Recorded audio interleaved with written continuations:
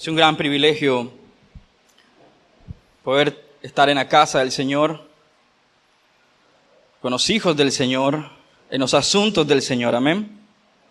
Quiero invitarle a ir a Juan, capítulo 14. Continuamos en el hermoso libro de Juan. Dios nos ha enseñado un montón de cosas a través de este evangelio. Y vamos a leerlo, orando al Padre, al Hijo y al Espíritu Santo. Juan 14, versículo 12 al 14. Dice así: les digo la verdad, todo el que crea en mí hará las mismas obras que yo he hecho, y aún mayores, porque voy a estar con el Padre. Pueden pedir cualquier cosa en mi nombre, y yo lo haré, para que el Hijo le dé gloria al Padre. Es cierto, pídanme cualquier cosa en mi nombre, y Jesús dice, yo lo haré. Amén. Impresionante. Y si lees estos textos sin considerar el contexto, fácilmente podemos caer en el error, en la herejía, en la mala interpretación de las palabras de Cristo. ¿Cómo ha pasado comúnmente con el cristianismo moderno, con la cultura evangélica? Tengo un serio problema con la cultura evangélica, sí, porque no se apega a la Escritura. Cuando tomamos textos como este, aislados de su contexto y aislados de todo el contexto general del Evangelio de Juan, vamos a caer en errores teológicos y por supuesto doxológicos, porque vamos a tener un evangelio, una teología sentimental. Se trata de mis emociones y lo que yo necesito en mi vida. Vamos a caer en el error de una teología emocional o una teología terapéutica. Todo lo que Dios tiene que hacer a favor de nosotros, tiene que ser para que nosotros estemos mejor. Por eso, una teología terapéutica. La mala interpretación de las Escrituras ha llevado a la cultura evangélica y ha arrasado con la iglesia evangélica, a llevarlos a extremos y herejías que no salen de la palabra de Dios. Hoy tenemos más en la cultura evangélica dichos populares en los púlpitos en lugar de la palabra de Dios. Terminamos sosteniendo un bastón, como ilustraba la semana pasada, para simplemente sostener nuestros argumentos. Leía en un libro que decía, así como un borracho necesita, un alcohólico necesita un farol para sostener sus ideas, muchas veces nosotros sostenemos nuestras ideas y las apoyamos sobre la Escritura, en lugar de que la Escritura sea quien dirige nuestro pensamiento y nuestra cultura. Para dejar claro esto, porque es una pregunta que me han hecho muchas veces si yo tengo algún problema con los evangélicos, y no lo tengo. Tengo un serio problema con la cultura evangélica que es muy distinta.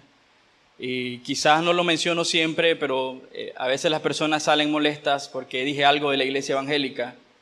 Y no es mi intención ofender, pero es mi intención dar la verdad. Así que déjenme solo explicar esto para que no salgan confundidos. Si he sido mal interpretado, por favor perdónenme. Ha sido mi error no insistir en esto de manera más clara. Pero no tengo ningún odio o rencor en contra de la iglesia evangélica o las iglesias pentecostales, por decirlo así. Sí tengo un serio problema con la cultura evangélica. La detesto, la odio porque Dios también la odia.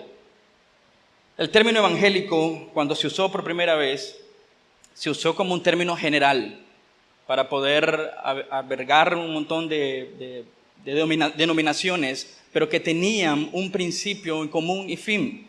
Entonces, en términos más simples, evangélico se usaba para aquellas personas que estaban de acuerdo doctrinalmente con la doctrina histórica de sola fide y sola gracia. ¿Ok? ¿Entienden eso? Históricamente, el término evangélico se usó para describir a aquellas personas que estaban de acuerdo con sola fide y sola gracia. Por lo tanto, por equivalencia o por redundancia, estaban de acuerdo con las demás solas de la Escritura. Sola Escritura, sola fe, solo Deo gloria, solo gracia y solo fe. Pero principalmente el término era identificable para aquellas personas que sostenían sola fide y sola gratia. Yo les hago la pregunta, ¿eso es algo que en la cultura evangélica actual la caracteriza? ¿Que la salvación es por la fe solamente en Jesucristo y no por las obras? Si ustedes me dicen sí, ¿por qué entonces hay tantas iglesias evangélicas que sostienen que la salvación se pierde? Ok, segunda pregunta. Si toda la cultura evangélica sostiene sola fide y sola gratia, ¿por qué estamos tratando siempre de hacer las cosas en nuestra propia fuerza, en nuestra propia, en nuestro propio entendimiento? Hay un error ahí, sola fide y sola escritura, no sola gratia. Sola fide y sola escritura. Entonces, cuando vemos en la cultura evangélica, la cultura nos empuja fuera de las escrituras. Por eso hay tantos términos que a veces a nosotros nos parecen graciosos. Ata y desata. Declara por fe. El movimiento de las profecías por fe. El hambre, el deseo que en la cultura general evangélica existe por las nuevas declaraciones o las nuevas interpretaciones o una frescura nueva de la palabra de Dios. O sea, no usan el término palabra de Dios, pero lo que anhelan son nuevas interpretaciones. Por eso abundan lo de las profecías, lo de los sueños y un montón de cosas así. Cuando yo hablo acerca de que yo soy evangélico, yo me estoy refiriendo estrictamente a estos dos términos, sola fide y sola escritura. Entonces, por ende, la Iglesia Bíblica Petra es una iglesia evangélica, porque se apega fielmente a lo que la Escritura dice. Pero no somos una iglesia evangélica como la cultura lo ha determinado. ¿Entienden esa diferencia? Que es muy importante, porque muchas veces me van a escuchar decir muchas cosas en contra de la iglesia evangélica, pero estoy diciendo las cosas que la cultura ha empujado, que no salen de la palabra de Dios. Por lo tanto, por cuidado, hemos decidido quitar el término evangélico para no confundirnos con tantos disparates en las iglesias evangélicas que no salen de la sola escritura. ¿Entienden eso? Ok. Gracias por perdonarme, por no empujar esto y decir esto seguidamente desde el púlpito, pero lo he mencionado en un par de ocasiones y lo menciono cuando me toca dar la clase de doctrina básica. ¿Entienden eso? Cuando yo uso el término evangélico, estoy refiriéndome a su sentido estricto, histórico y clásico acerca de sola fe y sola escritura. ¿Amén? ¿Por qué traigo esto a colación? Porque este texto ha sido uno de los textos que han usado para malinterpretar la Escritura y las palabras de Jesús. O sea, cuando tomamos este texto, nosotros hacemos exégesis. Lo que significa es lo que dice el texto, extraer la información del texto y aplicar esa información a nosotros. Cuando no hacemos eso, lo que la cultura generalmente hace, o la cultura evangélica hace, se llama eisegesis, es poner sobre el texto lo que nosotros queremos que diga. ¿Comprenden la diferencia? Exégesis significa extraer lo que la Escritura dice, la razón por la que el Espíritu Santo escribió esa palabra ahí. Eso es exégesis, extraer. Eisegesis significa poner la información que nosotros queremos por conveniencia, por pecado, por arrogancia, lo que queremos que la Escritura diga. Por lo tanto, este texto ha sido sostenido para defender la teología de la prosperidad. Tú puedes tener todo lo que quieras, solo tienes que pedírselo a Dios. ¿Quieres un mejor trabajo? Pídeselo en el nombre de Jesús. Solo pon ahí una lista, haz tu lista mental, un mejor trabajo, un mejor sueldo, un mejor vehículo, una mejor casa, mejores vacaciones, y pone al final, para sellar esta ecuación divina, en el nombre de Jesús, y vas a ver cómo esas cosas empiezan a venir. Porque aquí dice que Dios lo va a hacer. ¿Realmente eso enseña la palabra de Dios? ¿Es realmente lo que Jesús mismo está diciendo, que nosotros podemos pedir cualquier cosa que se nos antoje y simplemente al final de nuestra oración decir en el nombre de Jesús, y Dios como un genio en la lámpara decir, voilà, está cumplido, está hecho? ¿Qué pasa cuando no ocurre? Empiezan a decirte, es que no estás pidiendo con fe. Es que no tenés fe. Incluso escuchando testimonios de personas que se han enfrentado a situaciones como esta, cuando una enfermedad no es sanada. Y le dice, pídele al Señor con fe y Él hará, es que no tenés fe. Y la persona regresa a su casa y empieza a clamar con fe. Y Dios no lo sana. Y sigue su enfermedad y regresa donde estos pastores y maestros. Y le dice, pero Dios no me está respondiendo. Es que no estás pactando con el Señor. Comprando el favor de Dios. Eso significa pactar con el Señor en estos términos modernos. Entonces regresa esta persona y empieza a pactar con el Señor y Dios no lo sana. Y dice, entonces, ¿qué pasa? Y regresa con el pastor o maestro que enseñan estos textos equivocadamente y empieza a decirles que tenés demonios. ¿Cuánta carga y cuánta culpabilidad sale este hombre o mujer cuando no entendió este texto claramente? ¿Saben? El término pecado, tanto en hebreo como en griego, en hebreo es hatá y en griego es armatia, tienen un significado muy similar que significa errar al blanco. ¿Entienden eso? Una forma de cómo traducir la palabra armatia, que significa pecado, es errar al blanco. Y si nosotros extraemos este término a lo que estamos explicando, cuando nosotros sacamos un texto fuera de su contexto y le damos una explicación simplemente para apoyar nuestros argumentos, como la teología de la prosperidad, como declarar, como decretar, estamos haciendo lo mismo, estamos errando al blanco. Estamos errando al blanco. Hace 2 semanas recibimos una llamada en las oficinas. Yo no estaba y las mujeres que trabajan aquí recibieron una llamada de una mujer que decía tener una carta para mí. Esta persona decía que Dios mismo le había dictado la carta y que la carta era dirigida a mí. Cuando Laura me dijo, mire pastor, lo llamó una mujer, dice que tiene una carta para usted y que Dios se la dictó especialmente para usted. Yo le dije, bueno, dígale que muchas gracias, pero no estoy interesado en la carta. Después, meditando en eso, yo dije, bueno, realmente la carta ya la recibí. Si Dios dictó esa carta, la dictó aquí. Y ya la estoy leyendo, así que no necesito la carta de la mujer. Entonces, ¿de dónde salen estas ideas tan macabras, diabólicas en la cultura? La falta de someternos a la Escritura y que la Escritura dirija nuestros corazones. Por ejemplo, hice un cuadro para ustedes. ¿Cómo habla Dios? ¿Cómo habla Dios? Dios habla por medio de su palabra. Principalmente Dios nos habla por medio de su palabra. ¿Qué debemos hacer nosotros como creyentes? Callar y obedecer. Eso es todo lo que necesitas hacer. Dios habla por medio de su palabra, entonces calla y obedece. ¿Cómo habla Dios? Por medio de la predicación de su palabra. Por eso es tan importante que ustedes revisen los textos una y otra vez, una y otra vez. ¿Qué debemos hacer? Ser humilde y escucha, medita, vea las Escrituras y obedece.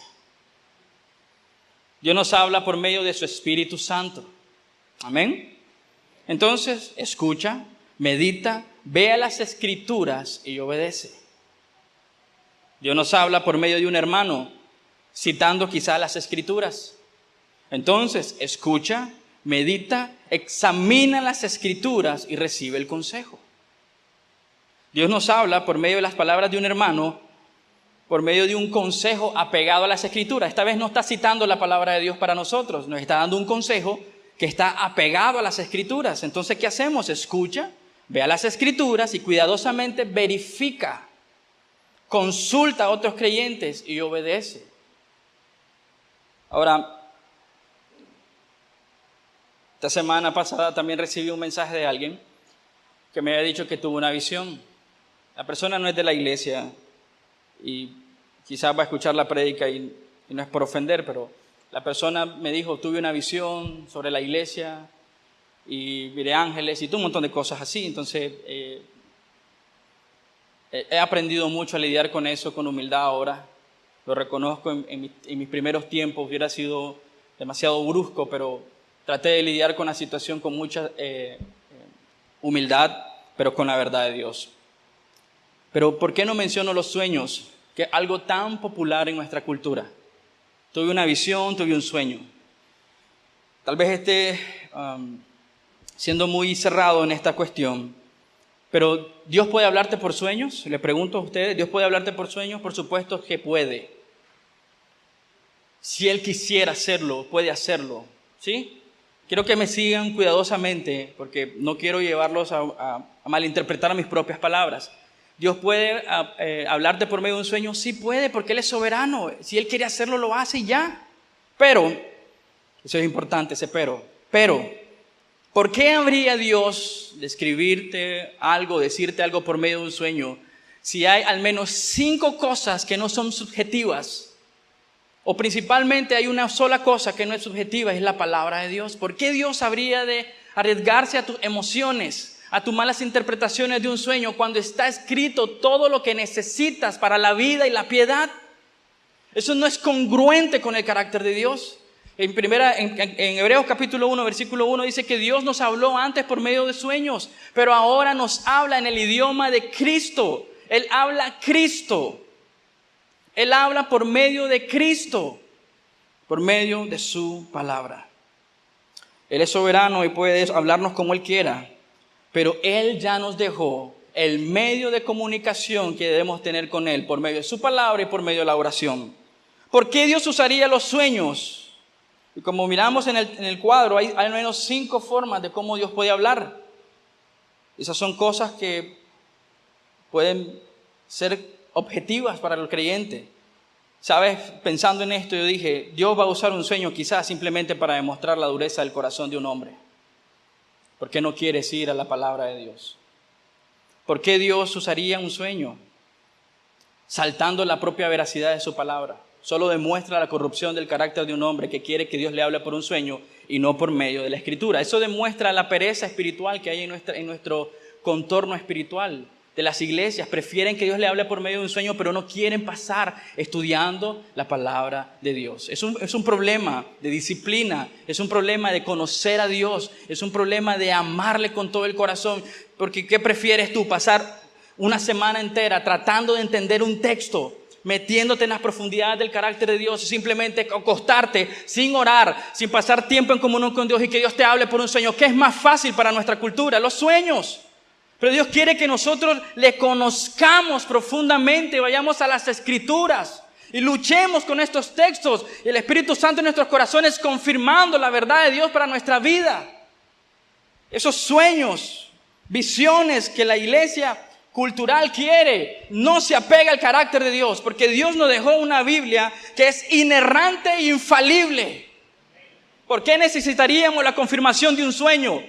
Lo que necesitas es lavarte la cara, despertar y estudiar las Escrituras con toda tu fuerza y con todo tu corazón, deseando y anhelando conocerle personalmente. Amén. Como estudiantes debemos recordar algo: el contexto es importante. Amén.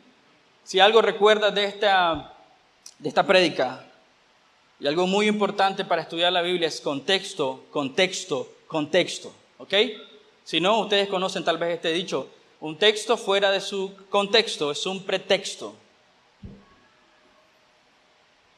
Ahora, estas palabras en Juan 14 siguen un diálogo de ánimo, de fuerza y esperanza. Estas palabras son poderosas, amén, son poderosas, inspiradoras, amén. Y son de ánimo para los discípulos. Recuerden esto, ¿qué está ocurriendo en el contexto de los discípulos? Jesús les dijo que iba al Padre, los iba a dejar. Y por eso en Juan 14:1 dice, su corazón está lleno de temor, de angustia. Y lo que Jesús empieza a decirles a ellos es para que tengan fe y esperanza y confianza en el carácter de Dios. Él se va al Padre y después dice, y les había revelado que uno de ellos le iba a traicionar. Y también les reveló que ellos mismos le iban a abandonar y que Pedro le iba a negar. Están atormentados y empiezan a cuestionar y a preguntar: ¿a dónde vas? ¿Cómo haremos para llegar a ti? Y Jesús, para afirmar sus corazones, hablando de la prédica palabra, la prédica anterior, empieza a afirmar sus corazones en la fe, de tener confianza en el carácter de Dios. Pero les dice: todo lo que hagan, si lo piden en mi nombre, se hará. Es para ánimo, es para esperanza, es para fuerza. Esto no es simplemente para que ellos dejen de pensar en el sufrimiento que están experimentando, la presión del ministerio. Se va a ir, ¿qué vamos a hacer? ¿Quién nos va a guiar? ¿Y ahora qué hacemos? No es como nosotros, cuando nuestros hijos están enfrentando dificultades, muchas veces nosotros queremos darle algo a nuestros hijos para que dejen de pensar en el dolor. ¿No les ha pasado eso?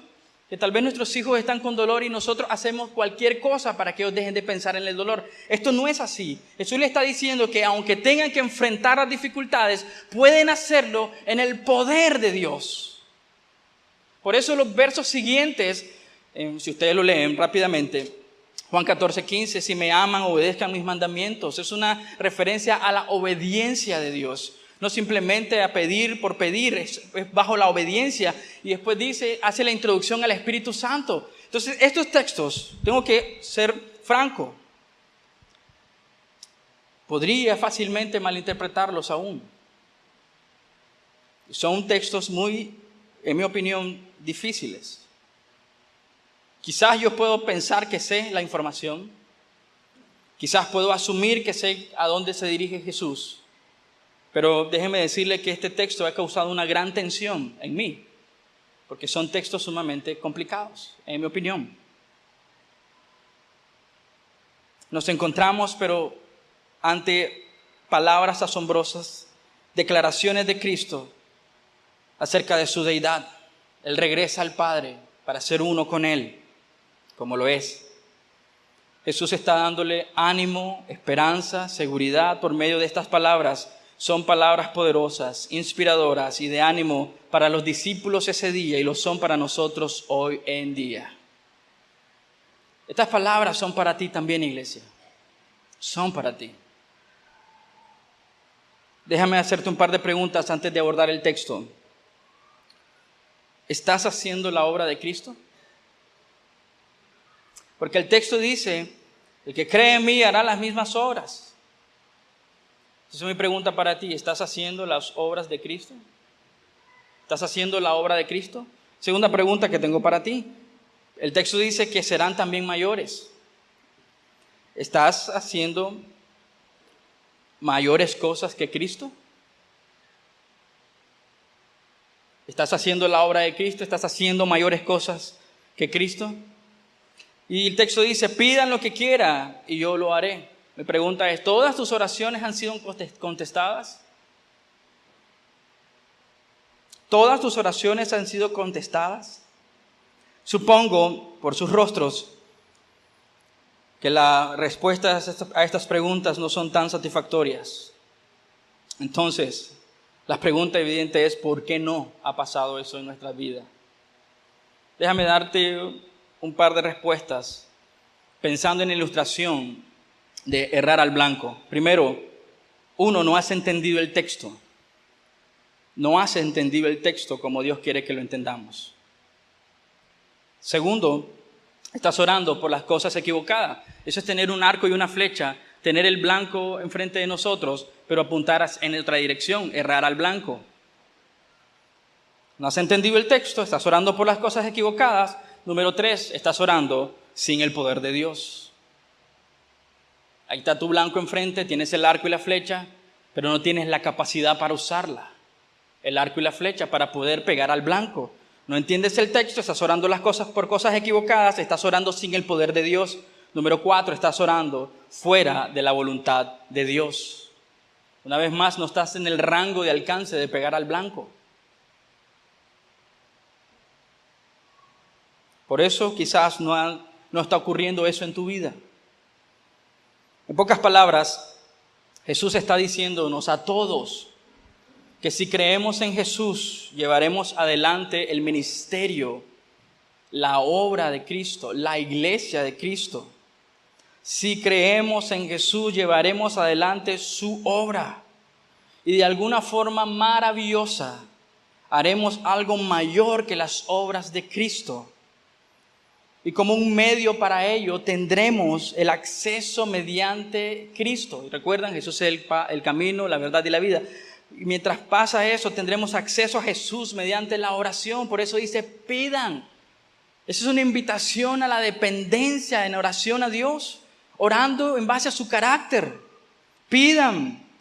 Tendremos acceso a Jesús mediante la oración, para que todo lo que necesitamos podamos pedirlo y recibirlo. ¿Para qué? Para que Cristo le dé gloria al Padre. No es para que nosotros estemos más cómodos, sino para que la obra de Cristo crezca. ¿Lo ves? Jesús está equipando a sus discípulos para continuar en el poder del Espíritu Santo la obra que has puesto en sus manos. Iglesia, Jesús está hablando a ti directamente y a mí para equiparte, para que tú puedas continuar la obra que otros en el pasado han hecho. Continuar predicando el evangelio, enseñando la verdad. Y pedir por medio de la oración todo aquello que necesites para la obra y el ministerio de la palabra. ¿Cómo se ve un texto en la vida práctica de un creyente? ¿Cómo se ve en hombres y mujeres de esta iglesia? Primero quiero decirte, es una promesa de Jesús que Él lo hará. Y nosotros como creyentes debemos confiar en esa promesa. Él lo hará. ¿Cómo te hace sentir eso? Que Dios hará la obra, no nosotros. Confiados, descansados, porque tenemos la tendencia de querer hacer las cosas en nuestra propia fuerza. Él lo hará. Una de las cosas que ha animado mi corazón como pastor en esta iglesia es que no necesito tener todas las habilidades de todo el mundo. Simplemente debo confiar de que Dios hará, que Él edifica su iglesia. No mis habilidades, no mi talento, no estoy preocupado por eso. Aún mis deficiencias en el lenguaje, cuando me equivoco, no me preocupa. Porque Dios está sobre eso, sobre mis habilidades, sobre mis capacidades. Y lo está sobre ti también. Cuando tú prediques a Cristo, no predicas por medio de tu conocimiento, predicas por medio de tu relación íntima con Cristo, por medio de su sacrificio perfecto en la cruz del Calvario y la unión con el Padre. Él hará la obra, no tú. Tú no puedes convertir a nadie en creyente, pero Cristo sí puede. Por medio de su poder. Es una promesa. Si eres creyente, esa promesa también es para ti. No solo para pastores, no solo para misioneros, no solo para diáconos, no solo para ancianos de esta iglesia, no solo para evangelistas. Esta promesa de que Él hará lo necesario para que su reino crezca, Él lo hará. Entonces, ¿cómo luce esto? ¿Cómo puedes ser un hacedor de grandes cosas? Número uno, muestra a Cristo. Muéstralo. Muestra a Cristo. Haz la obra de Cristo. Predica a Cristo. Es una promesa. Él lo hará. Cuando tú predicas a Cristo, Él hará. Él lo hará.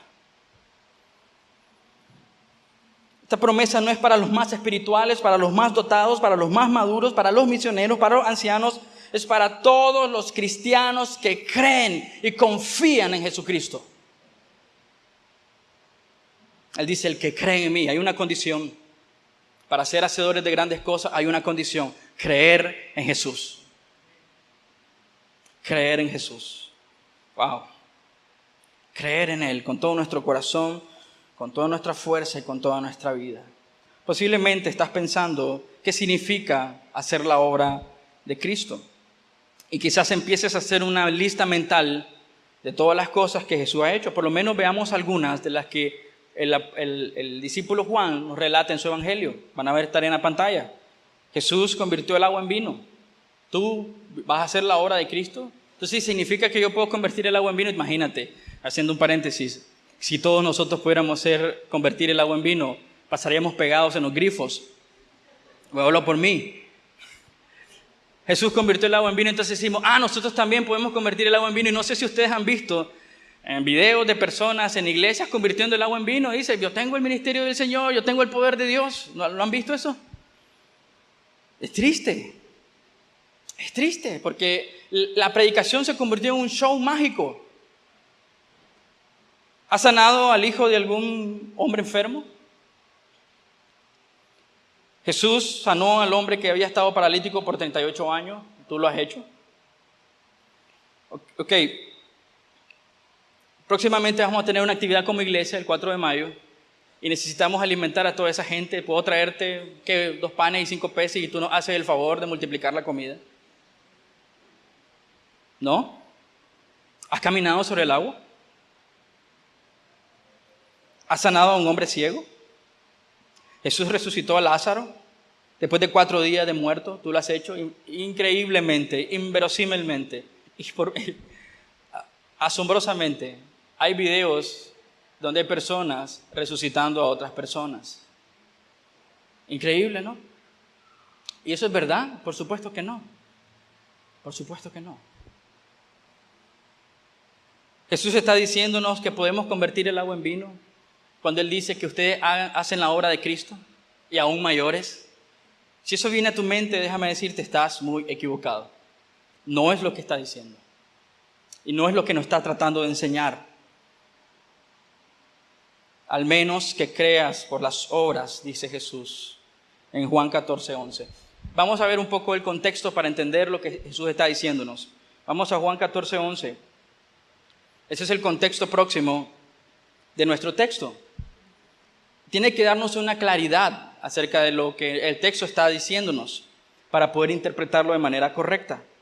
Jesús dice que nosotros vamos a hacer obras para que Él está haciendo. En Juan 14, versículo 11 dice, solo crean que yo estoy en el Padre y el Padre está en mí. O al menos crean, dice, por las obras. Miren qué impresionante, solamente este texto nos da un montón de claridad sobre el siguiente texto. Al menos crean, dice, por medio de las obras. Y después dice Jesús, ustedes harán esas obras. ¿Y cuál es la función de las obras? Todo Juan lo está diciendo, apuntar a Cristo. Desde Génesis a Apocalipsis hay una sola dirección y esa es Cristo. Dice ahí, si no creen en mis palabras, miren las obras y las obras apuntarán ¿hacia dónde? Hacia Cristo. Ese es el contexto inmediato. Juan 14:11. La obra de Cristo funciona para llevar las personas a Cristo. Eso fue el ministerio apostólico con tantos milagros asombrosos que hicieron. Llevar las personas al Evangelio, llevar las personas a Cristo. En el tiempo de los profetas es exactamente lo mismo, llevar las personas a Cristo. Cuando ustedes crean en mí, dice Jesús, yo obraré en ustedes y sus obras, como lo hice con las mías, para llevar a las personas a la fe. Esa es la principal razón por la que Jesús dice, continúa haciendo las obras. Y eso es una manera fácil de entender, es simplemente muestra a Cristo en todo lo que haces. Muestra a Cristo. ¿Quieres ser hacedor de grandes cosas? Muestra a Cristo. Aún sin entender a qué se refiere Jesús específicamente con obras, hablando de qué iban a hacer los discípulos posterior a su partida, podemos entender que las obras tenían un fin y era mostrar a Cristo como el camino, la verdad y la vida. De dirigir a los hombres a Cristo. Veamos un poco más del contexto. Juan 14:13. Pueden pedir cualquier cosa en mi nombre y lo haré para que el Hijo le dé gloria al Padre. Entiendan eso. Que las cosas que pedimos deberían ser o tener un propósito, dar gloria al Padre. Y el Padre glorificado en ¿quién? En el Hijo. Mostrar a Cristo. Un par de textos más, Juan 10:25.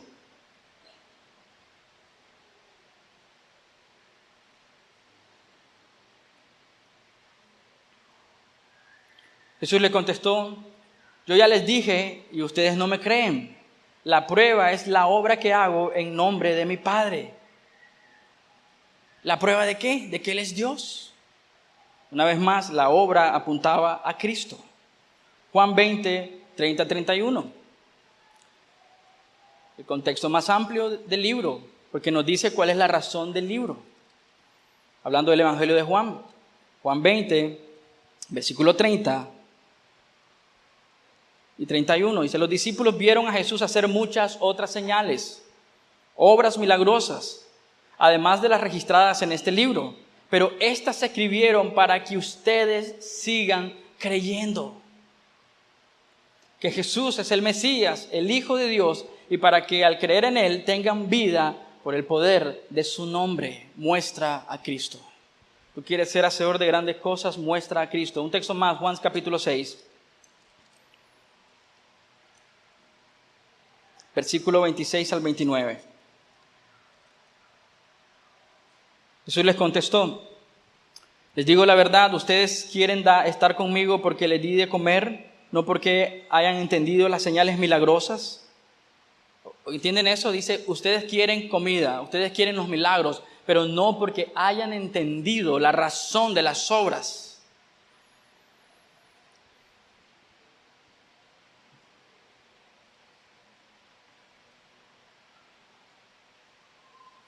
Versículo 27. No se preocupen tanto por las cosas que se echan a perder, tal como la comida.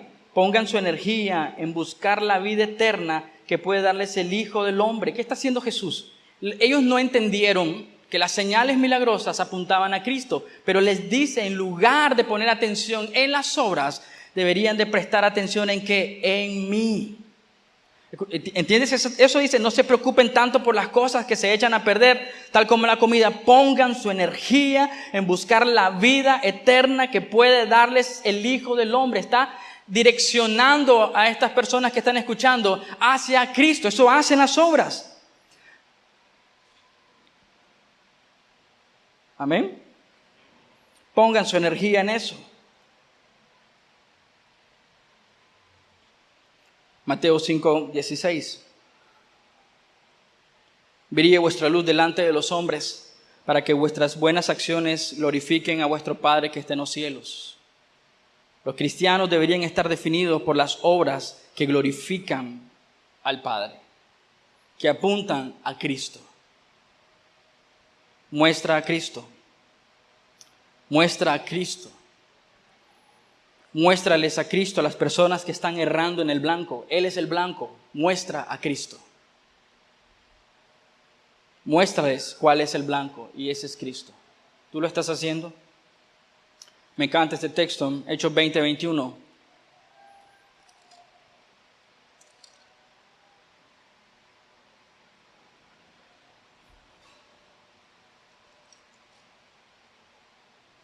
Dice así.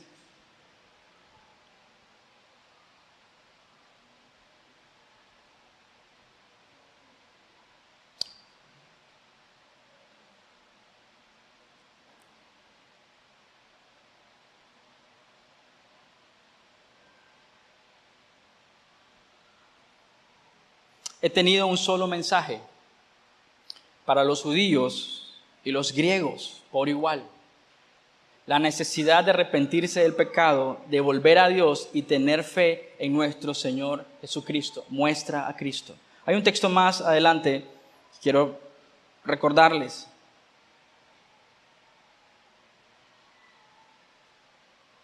Versículo 24. Pero mi vida no vale nada para mí, a menos que la use para terminar la tarea que me asignó el Señor Jesús, la tarea de contarles a otros la buena noticia acerca de la maravillosa gracia de Dios. Muestra a Cristo. ¿Quieres ser hacedores de grandes cosas? Muestra a Cristo. Número 2, Jesús le dice que no solo harían la obra de Cristo, sino que harían mayores cosas que las que Cristo hizo. Predica a Cristo. Muestra a Cristo, predica a Cristo. Si ustedes piensan que mayores obras significan más milagros, más poderosos, más gloriosos que los que relatan las Escrituras, están equivocados. Eso significa que si estás en Semana Santa, vas a la playa y por alguna curiosa razón el viento se lleva algún objeto de tu pertenencia, no vas a salir corriendo por encima de las olas para recogerlo y recuperarlo, no vas a poder. No se trata de hacer cosas mayores. Pienso que esto significa a profundidad y claridad. Alcance, profundidad y claridad. ¿Ok? Cosas mayores, pienso que nos está empujando a pensar que son cosas de mayor alcance, mayor profundidad y mayor claridad. Y déjenme explicarles esto, por qué pienso esto. Cuando leemos el Antiguo Testamento, miramos un relato muy impresionante en Números. Ustedes pueden tomar las notas y revisarlos después. Números 11-17, versículo 25, versículo 28 al 30. Miramos que Moisés, en este caso Moisés, que tiene el Espíritu de Dios, está ministrando, pero está cansado. Entonces se escogen varios hombres para que puedan ayudarle en su ministerio. Y Dios dice, tomaré del Espíritu que hay en ti, dice Moisés, refiriéndose al Espíritu de Dios, y lo pondré sobre estos hombres. Miren qué impresionante. Aquí está así, Moisés está llegando a términos mayores de su ministerio. Entonces, alcance, profundidad y claridad. En el versículo 25, Josué viene y le dice, cállalos porque están profetizando. Y en el versículo 29 al 30 le dice, no, porque es Dios el que está usándolos para eso. Ya no es solo Moisés. Ahora hay un sinnúmero de hombres que han sido llenos del Espíritu de Dios para llevar el trabajo y la obra de Dios. Esas son las cosas mayores. Joel capítulo 2, 28, pueden tomar nota y buscarlo después. Dice que Él descenderá sobre todos con su Espíritu para que puedan profetizar, hacer extensivo el ministerio. Ok. Veamos Juan 20, 21 al 23. Les dicto la cita otra vez para que puedan buscarlas. Números 11, 17, 25, 28 al 30. Los que les hablé sobre el ministerio de Moisés. Joel 2, 28 se habla sobre el derramamiento del Espíritu Santo. Juan 20, miren qué impresionante el contexto, cómo nos ayuda. Juan 20, versículo 21 al 23. ¿Lo tienen? Dice así. Una vez más les dijo, la paz sea con ustedes.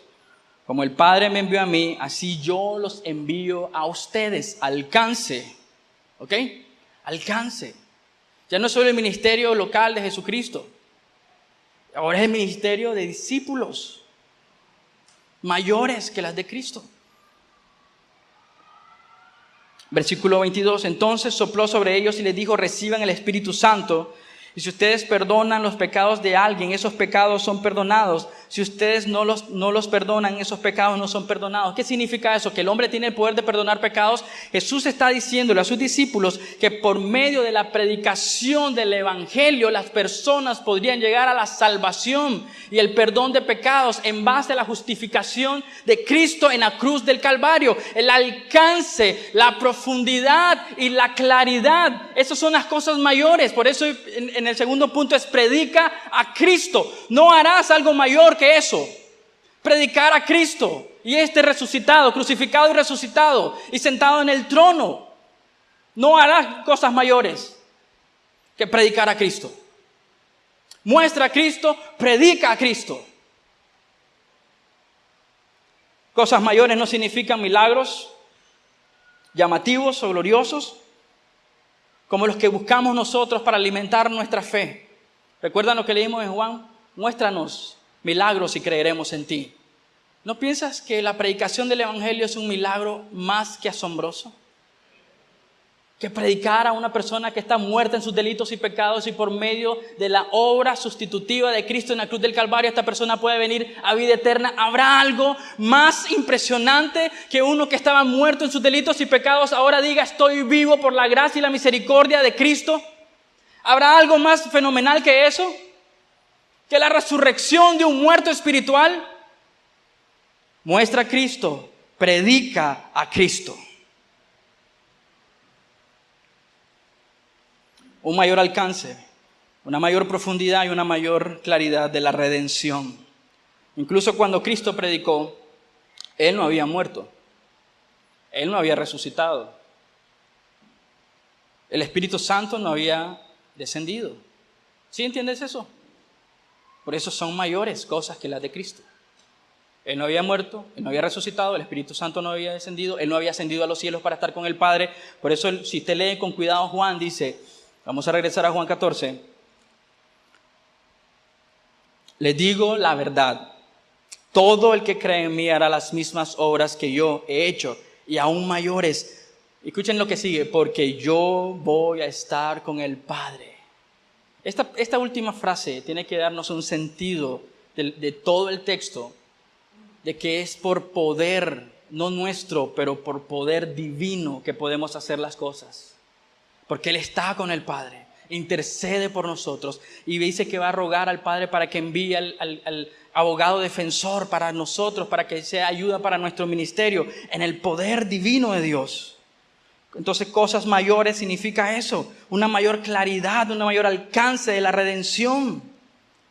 Cuando Él les dice serán mayores que las que yo he hecho, es la predicación en base a la obra redentora de Cristo Jesús en la cruz del Calvario. Venciendo la muerte, venciendo al pecado, resucitando y volviendo al Padre y enviándonos al Espíritu Santo que nos ha sellado como creyentes. Esa fue la predicación de los discípulos. El poder de la resurrección. En base a que todo ha sido consumado. Son cosas mayores. Predicar a Cristo y a este resucitado. Entonces, ¿cuáles son esas cosas mayores? Para repetir, son aquellas obras mayores las que se sostienen sobre la base de la muerte, la resurrección y la exaltación de Jesucristo. No trucos de magia en los púlpitos convirtiendo el agua en vino. No esos shows baratos que empieza a caer neblina en la iglesia y empiezan a decir que la gloria de Dios ha descendido. No esos circos mediáticos en las iglesias donde empieza a caer un brillo y empieza el oro de Dios se está cayendo sobre la iglesia. Cosas mayores se refiere a la predicación de Jesucristo y este resucitado. La exaltación de Jesucristo. Las obras mayores apuntan al poder del Evangelio para transformar las vidas. A través de la predicación de Pedro en Pentecostés se convirtieron 3,000 personas. Ahí están las cosas mayores. Puedo equivocarme en este dato, pero piensen en esto. Quizás este es el número más grande de creyentes hasta ese momento. Ni Jesucristo vio eso. El poder de la predicación del Evangelio, el poder de la cruz y Cristo resucitado y venciendo a la muerte. Esas son las cosas mayores, hermanos. Tú las estás haciendo. Mira, me encanta este texto del apóstol Pablo, 1 Corintios capítulo 2, versículo 1 al 5. 1 Corintios 2, 1 al 5.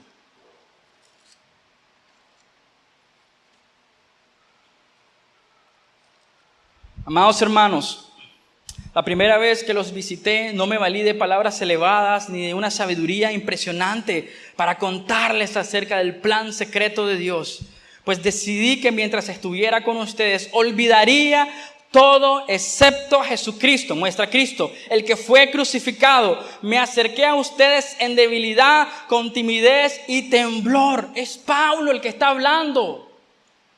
Impresionante el ministerio de Pablo. Y él está diciendo que se acercó con timidez, con debilidad y temblor. Y mi mensaje y mi predicación fueron muy sencillos.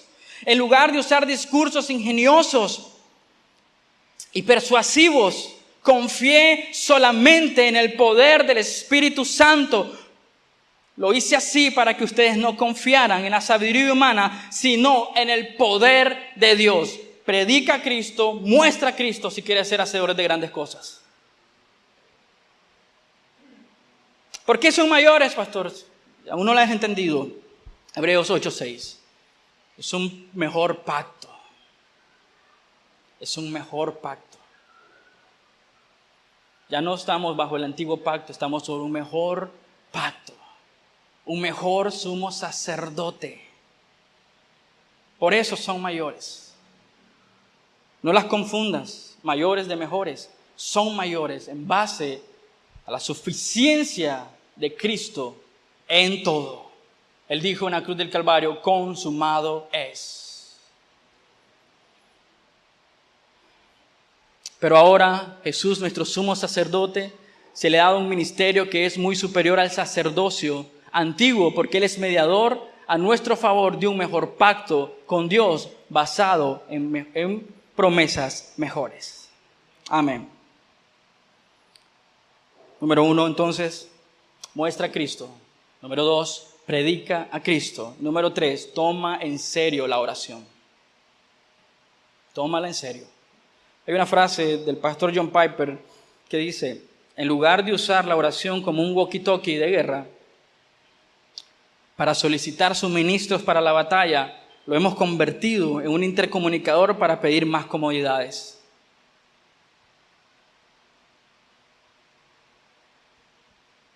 Jesús está diciendo, hermano, mientras buscas llevar adelante mi obra en este mundo, y buscas que tu luz resplandezca en lo alto para que todos puedan ver a Cristo, vivir en el amor, ofrecer el perdón de pecados por medio del nombre de Cristo crucificado y resucitado, pídeme lo que necesites y lo haré. ¿Esta es una lista para mis comodidades? ¿O es como enseña Juan 3:30? Morir a mí para que Cristo crezca.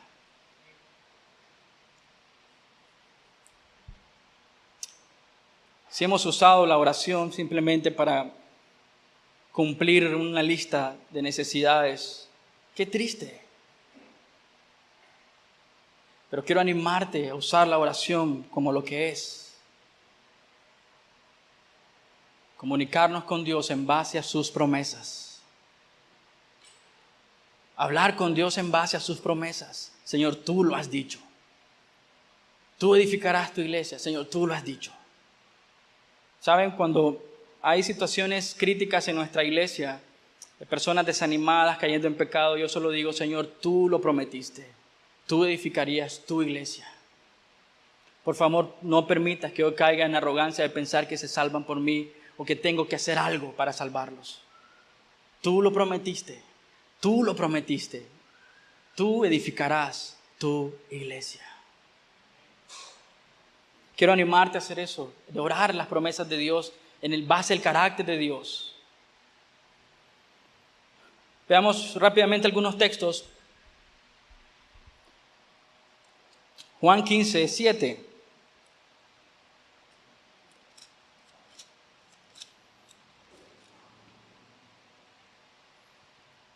Si ustedes permanecen en mí y mis palabras permanecen en ustedes. Recuerda, el contexto nos va a dar una mayor claridad sobre lo que Jesús dice, de pedir en su nombre. Pero dice aquí Juan 15:7, si ustedes permanecen en mí y mis palabras permanecen en ustedes, ¿qué dice después? Pueden pedir lo que quieran. ¿Qué tiene que pasar en la vida de un creyente? Que permanezca en el Señor y las palabras del Señor permanezcan en este hombre o mujer. Entonces puedes pedir lo que sea. ¿Por qué? Porque la palabra de Dios va a tomar el control, la dirección y la guía de tu vida. Y el Espíritu Santo va a guiar y moldear tu vida acorde a la Escritura. Y entonces tus oraciones van a ir como sujetas, apegadas a las Escrituras. Impresionante, ¿no? Primera de Juan, el mismo autor de Juan, nos está diciendo algo poderoso en Primera de Juan. Vamos a buscarlo rápidamente. Primera de Juan, capítulo 5.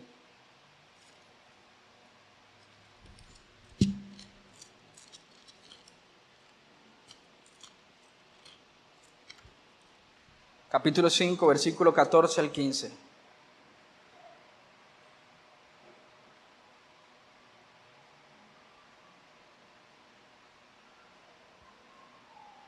Estamos seguros de que Él nos oye cada vez que le pedimos algo que le agrada. ¿Cómo dice? Que le agrada, según su voluntad, según su carácter, según sus promesas. No nos va a dar algo que no está acorde a su agrado, a su corazón, que no está acorde a su voluntad, que no está acorde a sus preceptos, que no está acorde a su plan. Ya estamos entendiendo mejor pedir lo que sea, permaneciendo en Él, pero que las palabras permanezcan en nosotros y que pidamos cosas que le agradan a Él, no a nosotros. Noten eso, el texto no dice pida lo que te agrada o lo que tú quieras, pídeme. Y será contestado según la voluntad, el carácter, las promesas de Dios. Sabemos que Dios nos dará lo que le pedimos, porque pediremos según lo que le agrada. Amén. Hay más textos que podríamos buscar, pero solamente quiero decirte, pedir en el nombre de Jesús no es simplemente agregar en el nombre de Jesús al final de tus oraciones. Significa que le conoces. Significa que tienes una relación íntima y cercana con Jesucristo, que conoces lo que Él ama y lo que Él anhela. Y que puedes pedir en base al carácter de Jesucristo. Señor, en tu nombre, porque es algo que tu corazón también anhela y desea. Porque es algo que va acorde a tu carácter y tus promesas y tus preceptos. Jesús está diciéndonos que Él nos va a dar el poder para poder llevar adelante la obra de Cristo, mostrando a Cristo, predicando a Cristo. Y cuando necesitemos insumos para la predicación y para la expansión del reino de Dios, dice, pídanlo. Y yo responderé según su carácter. Orar en el nombre de Jesús significa orar en el poder de Cristo. Puedes pedir lo que quieras para que Él pueda darle gloria al Padre en mi nombre, es decir, en mi fama, en mi poder, en mi carácter, en mi dignidad, en mi honor, en mi divinidad, en el pago suficiente en la cruz del Calvario. Puedes pedir en base a eso y lo haré. Puedes pedir en base a la sabiduría de Cristo y Él lo hará. Todos de nosotros como creyentes tenemos lo necesario. Amén. Lo necesario para llevar a cabo el ministerio que Dios ha puesto en nuestras manos. Muestra a Cristo, predica a Cristo y no juegues a la oración. Ora con poder, confiando en que solo Él puede obrar en favor de sus hijos.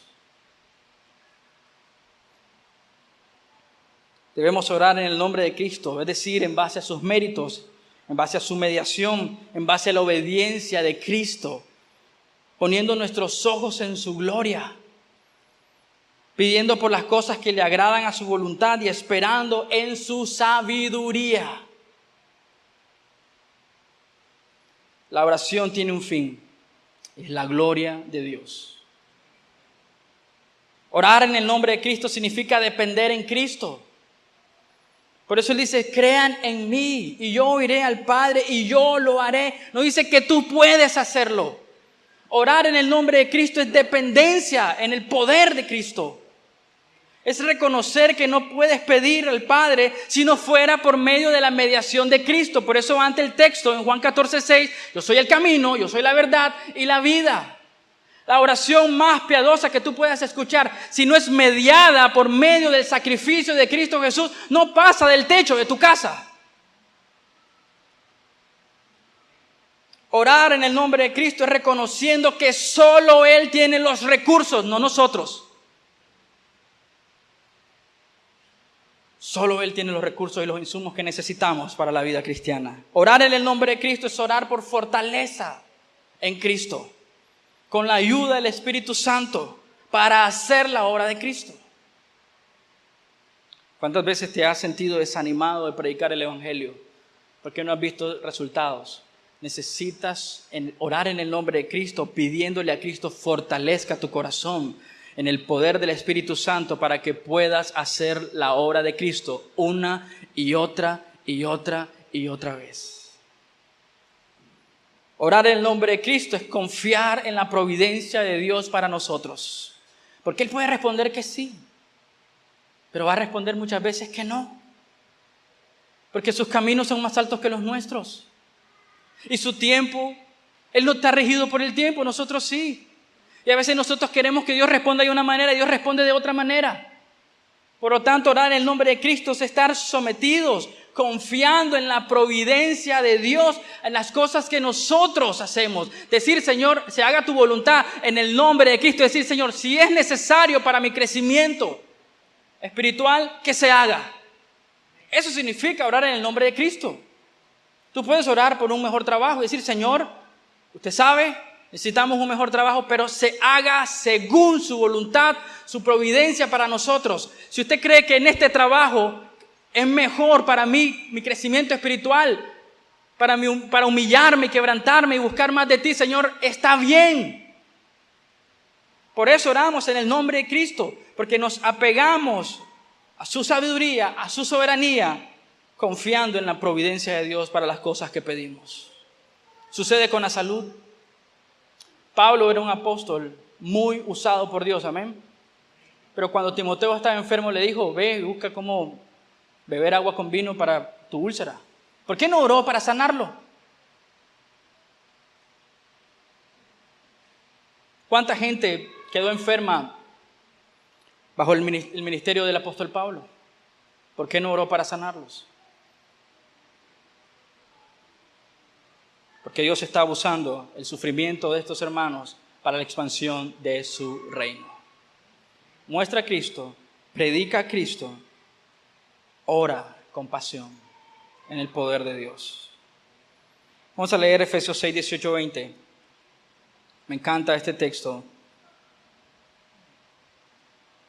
que es tan aplicativo para nosotros como iglesia. Efesios capítulo 6, versículo 18 al 20. Oren en el Espíritu en todo momento, en toda ocasión. ¿Ya vieron? Mantente alerta y persiste en sus oraciones. Sean persistentes en sus oraciones por todos los creyentes en todas partes. Versículo 19. El apóstol Pablo está pidiendo oración. Oren también por mí y pídanle a Dios que me dé las palabras adecuadas para poder explicar con valor su misterioso plan. Que la buena noticia es para judíos y gentiles por igual. Ahora estoy encadenado, pero sigo predicando este mensaje como embajador de Dios. Así que pidan en oración que yo siga hablando de Él con valentía como debo hacerlo. Esa debería ser oraciones diarias para nosotros, diciendo: Señor, dame las palabras adecuadas para poder explicar con valor tu plan. Ayúdanos a llevar el mensaje como embajadores de Jesucristo. Eso significa orar en el nombre de Jesús. Pero recuerdan que les dije que había una tensión en este texto. ¿Cómo reconciliamos esta promesa de que Jesús lo hará con el hecho de que muchas veces hemos orado por cosas que glorifican a Dios, pero no han sido contestadas? Déjame darte un par de ejemplos. Quizás son cosas que estás enfrentando ahorita, una enfermedad que Dios no ha querido quitar. Has orado por la salvación de algún ser querido por años, sin ver resultados, sin ver frutos y cambios en este hombre o mujer o hijo. Has predicado, has orado por esta persona, estás orando bien, estás orando en el nombre de Cristo para que esta persona sea salva, pero Dios no ha respondido. Has orado por la restauración de un matrimonio que conoces, que está camino al divorcio. O quizás en el pasado has orado por un matrimonio que está en dificultades, pero termina en divorcio. ¿Por qué Dios no respondió? Quizás eres un padre de adolescentes y tus hijos se han apartado de la iglesia y si estás orando por ellos y es el momento y ellos no han regresado al Señor. Y sigues orando. ¿Has orado por más iglesias bíblicas? Y lo que más crece son iglesias antibíblicas en cada cuadra. Y tú dices, pero ¿cómo lidio con esto? Hermano, yo siento la misma tensión que tú. Pero regresemos al texto. Confía en Cristo con todo tu corazón. En su tiempo, en su sabiduría, en su soberanía, Él lo hará. Según su providencia y su plan para nosotros y nuestras vidas. Iglesia, confía en las promesas de Cristo. Confía de todo tu corazón. Con todo tu corazón, con toda tu fuerza y con todo tu ser. Ora confiando en el poder de Dios y del Evangelio. Predica a Cristo. Por último, espera en el Señor pacientemente. Espera en el Señor. Espera en Él. Él hará. Nuestra confianza tiene que estar ahí. ¿Que Él es poderoso para hacerlo? Amén. Pero también es soberano sobre todas las cosas. Hay un salmo que quiero leer con ustedes. Pueden ir a Salmo 27, versículo 14. Vamos a leer el 13 y 14. Mira qué impresionante este salmo del rey David. Dice así: sin embargo, yo confío que veré la bondad del Señor. Hermano, ¿tú confías que verás la bondad del Señor en eso que estás pidiendo que aún no ha sido contestado, que está sujeto al carácter de Cristo? Sin embargo, yo confío en que veré la bondad del Señor mientras estoy aquí en la tierra de los vivientes. Pero el versículo 14 dice, espera con paciencia al Señor. Sé valiente y esforzado. Sí, espera al Señor con paciencia. Por ese hombre y mujer por el que has estado orando y predicándole por tantos años, espera con paciencia en el Señor y Él hará. No es un problema del poder de Dios, es un problema de que somos muy impacientes. Espera con paciencia en el Señor y Él hará. No es un problema de poder, es un problema de que no estamos confiando de todo corazón, con toda nuestra fuerza y con todo nuestro ser. Espera que Él hará. No te desanimes, hermano. Son palabras poderosas. Son palabras inspiradoras. Son palabras de ánimo de Jesús. Espera y Él hará. Él hará. Confiando en su poder, confiamos en sus promesas, nos aferramos a su poder, nos aferramos a su promesa y mientras se cumple, muestra a Cristo. Predica a Cristo y ora con pasión para la gloria de Dios. No para nuestra propia gloria, no para nuestra propia fama, no para nuestra propia exaltación, sino para la gloria de Cristo. Si tienes fe, puedes pedir lo que quieras para que el reino de Dios siga creciendo y aumentando. Que más iglesias bíblicas sean sembradas en esta nación. Que más iglesias se arrepientan de su falta de ortodoxia en las Escrituras o apegarse a las Escrituras fielmente y vuelvan al Señor. Necesitamos eso. Orar para que Dios cautive nuestros corazones. Traiga salvación al remanente en esta nación. Pero tú haz la obra. Muestra a Cristo, predica a Cristo y depende completamente en el poder de la oración. Efesios 3:20. Y ahora que toda la gloria sea para Dios, quien puede lograr mucho más de lo que pudiéramos pedir o incluso imaginar. ¿Tú lo crees? ¿Tú piensas que este texto abarca a esa persona por la que has orado y aún no se ha convertido? ¿Tú piensas que este texto puede abarcar sobre tu hijo que se ha ido de la iglesia? ¿Sobre tu familia que no quieren buscar de Dios? Y ahora toda la gloria sea para Dios, quien puede lograr mucho más. No eres tú, es Dios, que puede lograr mucho más de lo que pudiéramos pedir o incluso imaginar mediante su gran poder. Escucha esto, que actúa en nosotros. Haz la obra de Cristo, muestra a Cristo, predica a Cristo y depende en el poder de la oración. Oremos, hermanos. Señor, te damos gracias, Señor, por el gran privilegio, Señor, que nos has dado de examinar las Escrituras, Señor. Gracias, Padre, por tu amor y tu misericordia de nosotros, Señor. Señor, confiamos en tus promesas, confiamos en tu carácter. Confiamos, Señor, en lo que tu palabra dice, que tú lo harás, Señor. No nosotros, Señor, tú lo harás por medio del poder que opera en nosotros, el Espíritu Santo. Ayúdanos, Señor, a confiar más y más y más en tu palabra al momento de predicarla, Señor. No necesitamos sonar actualizados, necesitamos regresar a la Escritura y predicar el Evangelio glorioso de Cristo Jesús. Ayúdanos, Señor, a hacer la luz en esta nación, a hacer la luz en esta ciudad, Señor, que se pone en lo alto y brilla para que todos la puedan ver. Y cuando el remanente vea esta luz, pueda venir a ti, Señor, por medio de la gracia tuya, atrayendo a los tuyos. Ayúdanos a predicar, Señor, en tiempo y fuera de tiempo, en todo momento y en todo lugar, mostrando a Cristo con nuestra vida, nuestras acciones. en el trabajo, en el colegio, en la universidad, Señor, en nuestro vecindario, mostrar a Cristo lo que Cristo ha hecho en nuestras vidas. No son, Señor, atribuciones morales que ahora ya no bebo, que ahora ya no ando con mujeres. Es el poder del Evangelio obrando en aquel que ha nacido de nuevo. Mostremos eso, mostremos a Cristo, su suficiencia, su poder.